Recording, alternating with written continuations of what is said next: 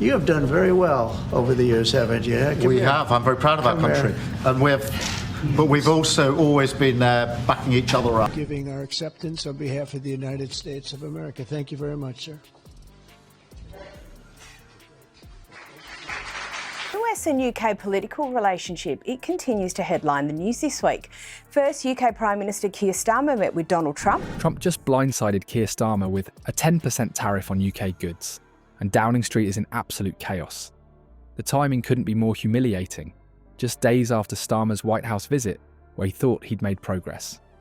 While government officials desperately try to spin this as not that bad, insiders reveal they're frantically scrambling behind closed doors.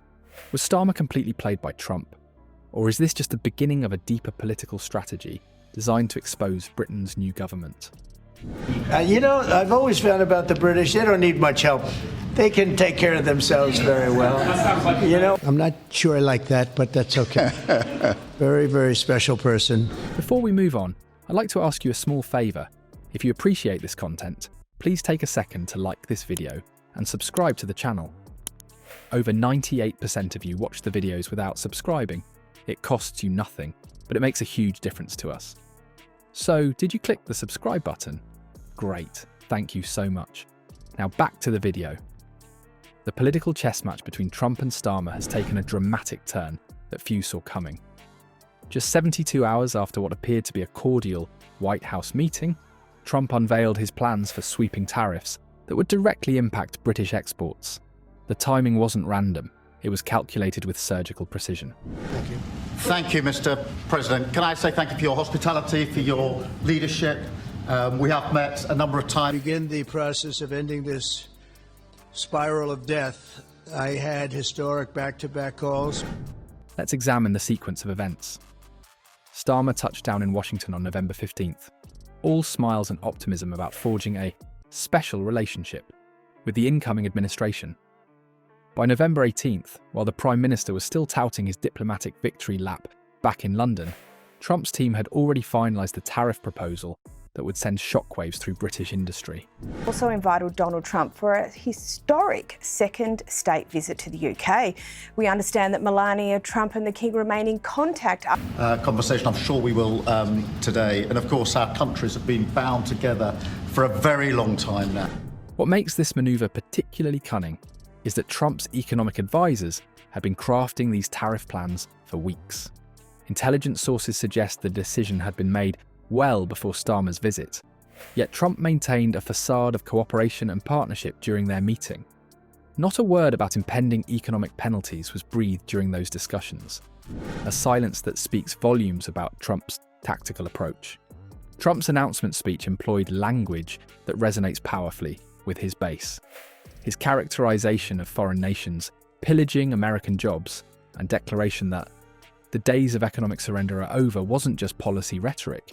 It was calculated political theatre designed to position himself as America's economic defender while relegating allies like Britain to the status of opportunistic competitors. But look, in a moment of real danger around the world, this relationship matters more than ever. Two countries when it comes to prosperity and security, and I know that together we will strengthen that even further. And the reaction inside Downing Street has been nothing short of chaotic. While publicly projecting composure, insiders report a frantic scramble to assess the damage and formulate a response. One senior advisor, speaking on condition of anonymity, described the atmosphere as controlled panic, with officials working through the night to model economic impacts and draft contingency plans. The political fallout has been swift and brutal. Shadow Justice Secretary Robert Genrich didn't mince words, stating that Starmer has fundamentally misread Trump and compromised Britain's negotiating position through naive diplomacy. This accusation of diplomatic incompetence has gained traction among opposition MPs who question whether Starmer has the international acumen to protect British interests.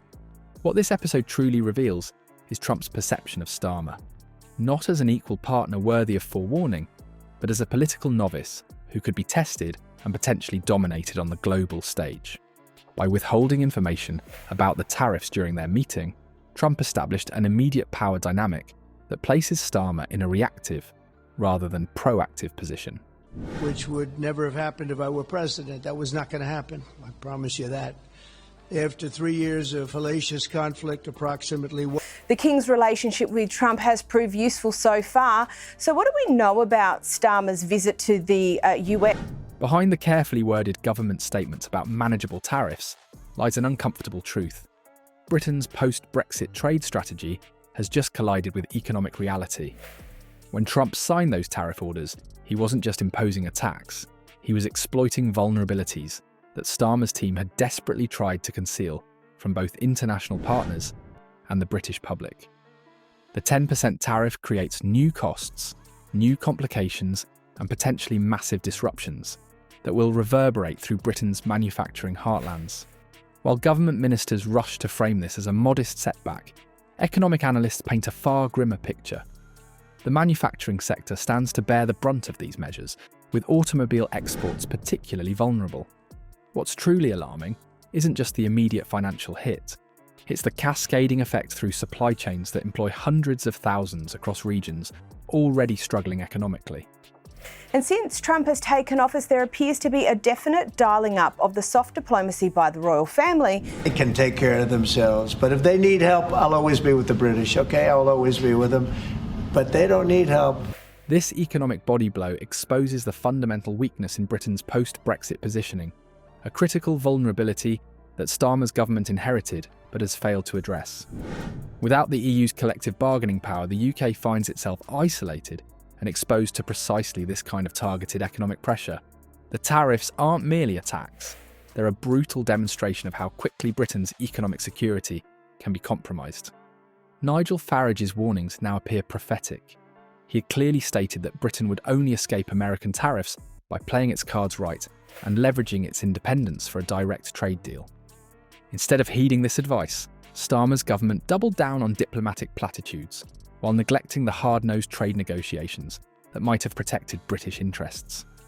That the United Kingdom has a true friend in the Oval Office, and it was so good to see the bust of Winston Churchill back in its rightful... Political developments between the US and the UK, well, they have been of definite interest to royal observers. The personnel decisions within Starmer's government have only compounded this vulnerability. The sacking of respected negotiator Crawford Fulner and the appointment of Peter Mandelson, described by Genrich as clueless about British priorities, reflect a government that prioritises political loyalty over trade expertise. These choices have left Britain with negotiators ill-equipped to counter Trump's economic aggression. Starmer now faces an impossible dilemma: stand firm against these tariffs and risk further economic punishment, or accept them without meaningful resistance and appear weak on the international stage.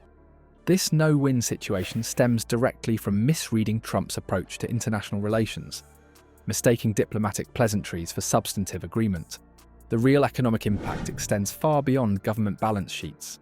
These tariffs threaten the livelihoods of workers in manufacturing communities across Britain, creating economic hardship that will translate into political consequences for Starmer's government. Trump's timing wasn't accidental. It was perfectly calculated to expose Starmer's diplomatic naivety at the moment when he was most vulnerable. And here we are, witnessing a critical juncture in British politics that few saw coming. You have done very well over the years, haven't you? We have. I'm very proud of our country. And we've also always been there backing each other up. Giving our acceptance on behalf of the United States of America. Thank you very much, sir.